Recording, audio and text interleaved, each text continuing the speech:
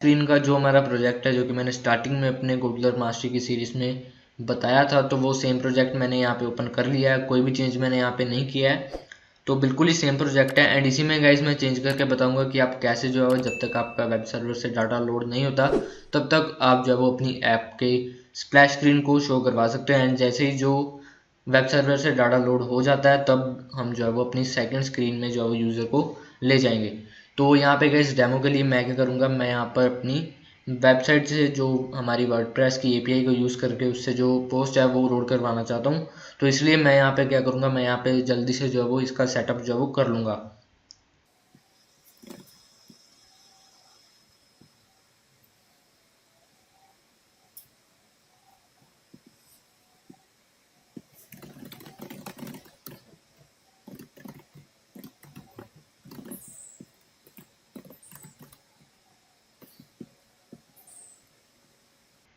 So guys यहाँ पे simple सा मैंने सेटअप कर लिया। मैंने यहाँ पर एक वेब कंपोनेंट ले लिया एंड उसमें मैं जो अपनी जो हमारी रेस्ट एपीआई होती है वर्डप्रेस की, उसको कॉल कर रहा हूँ। तो अगर आपको रेस्ट एपीआई का नहीं पता तो आप भूल जाइए। यहाँ पर सिंपल से आप ये समझ लीजिए कि आपका यहाँ पे जो भी डाटा अपलोड करवा रहे हो वो चीज़ मैं यहाँ पे कर रहा हूँ कि मैं जो इस कंपोनेंट से जो वो अपना वेब सर्वर से, आपके केस में अगर यहाँ पे आप एयरटेबल यूज़ कर रहे हो तो एयरटेबल से, फायरबेस डीबी यूज़ कर रहे हो तो फायरबेस डीबी से, वहाँ से जो है वो मैं यहाँ पे वो डाटा जो है वो लोड करवा रहा हूँ। तो यहाँ पे भी मैं क्या करूँगा, मैं वैन स्क्रीन वन, तो सबसे पहले तो मैं करूँगा ये जो क्लॉक का है इसको मैं डिलीट कर देता हूँ। तो डिलीट कर दिया। तो अभी क्या है, अभी हमारी जैसे ही स्क्रीन वन ओपन हो जाती है तभी हमें क्या करना है, हमें जो है वो अपने वेब सर्वर से डाटा लोड करवाना है। तो मैं सेव एम्प्टी स्क्रीन पर क्लिक करके तो यहाँ पे ये ब्लॉक में ले आऊँगा, when screen one dot initialize. तो जैसे ही हमारी स्क्रीन वन जो है इनिशियलाइज हो जाती है, मैं वेब वन डॉट गेट करना चाहता हूँ, इसकी हमारा जो एपीआई है वो मैं कॉल करना चाहता हूँ। तो यहाँ पे वेब वन डॉट गेट, तो उसके बाद जैसे ही हमारे पास जो ये वेब का कंपोनेंट है हमारी एपीआई को कॉल करके, उसके बाद जो रिस्पॉन्स है मीन्स कि हमारी एपीआई का जो भी डाटा होगा वो पहुंच जाता है। तो उसके बाद क्या होना चाहिए, तो यहाँ पे हमारा जो डाटा है वो इसके अंदर आएगा, गेट ग्लोबल रिस्पॉन्स कंटेंट।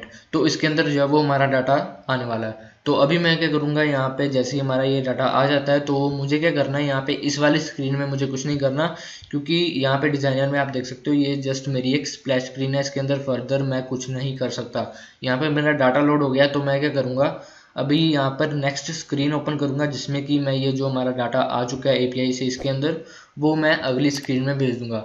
तो उसके लिए मैं क्या करूँगा, मैं यहाँ पे कंट्रोल्स के अंदर नीचे आऊँगा। नीचे गाइज जैसे ही आप जाओगे तो नीचे आपको जो है वो open another screen name with start value, तो ये स्टार्ट वैल्यू आपको मिल रहा होगा। तो इसको आप ड्रैग एंड ड्रॉप कर लीजिए एंड ड्रैग एंड ड्रॉप करके यहाँ पर लगा लीजिए।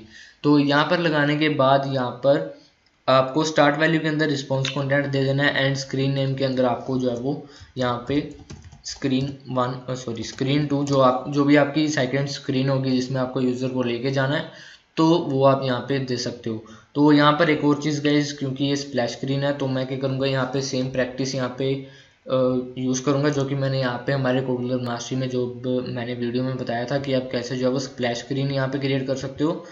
तो जो चीज़ मैंने उस वीडियो में आपको बताई थी वही चीज़ मैं यहाँ पे करने वाला हूँ। तो यहाँ पे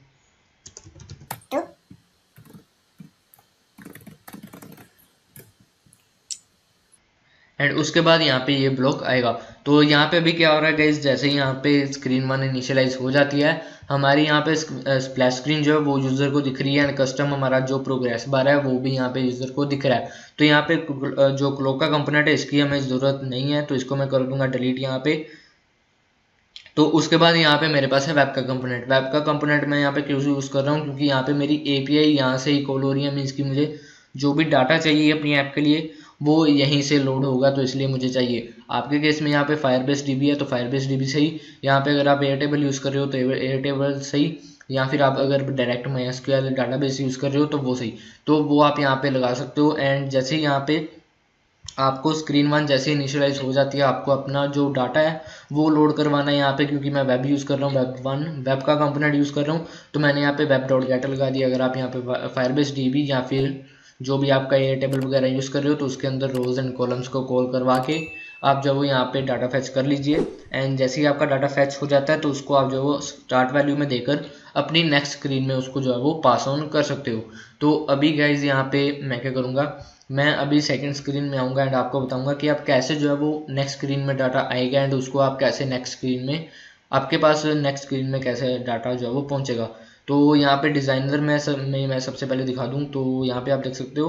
तो ये यहाँ पे हमने सिंपल सा एक लेबल लगाया हुआ था, हमारी पिछली वीडियो में हमने लगाया था। तो इसको मैं कर दूँगा डिलीट। तो डिलीट कर दिया एंड डिलीट करने के बाद गाइज मैं यहाँ पे क्या करूँगा, एक लिस्ट ले लूँगा।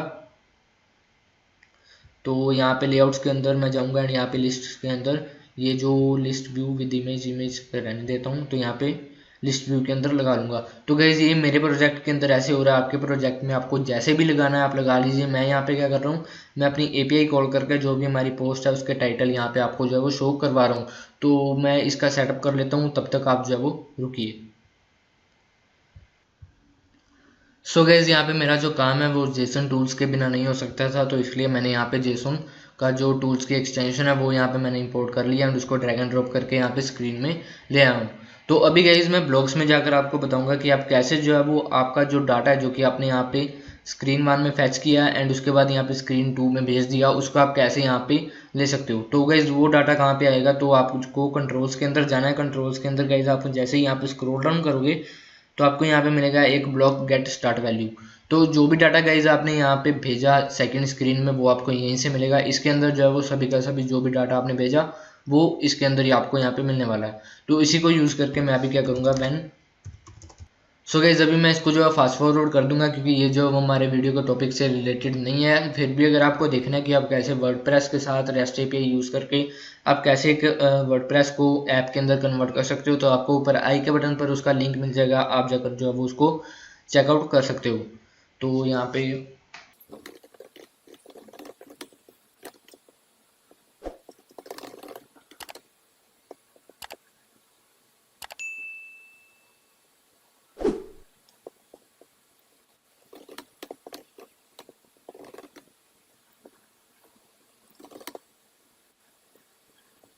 सो गाइज ये सिंपल सा सेटअप मैंने यहाँ पे कर लिया। तो इसमें क्या होगा गाइज, यहाँ पे जो भी लिंक है हमारी पोस्ट का वो सभी के एज अ लिस्ट यहाँ पे जो है वो डिज़ाइनर में आपको शो हो जाएंगे।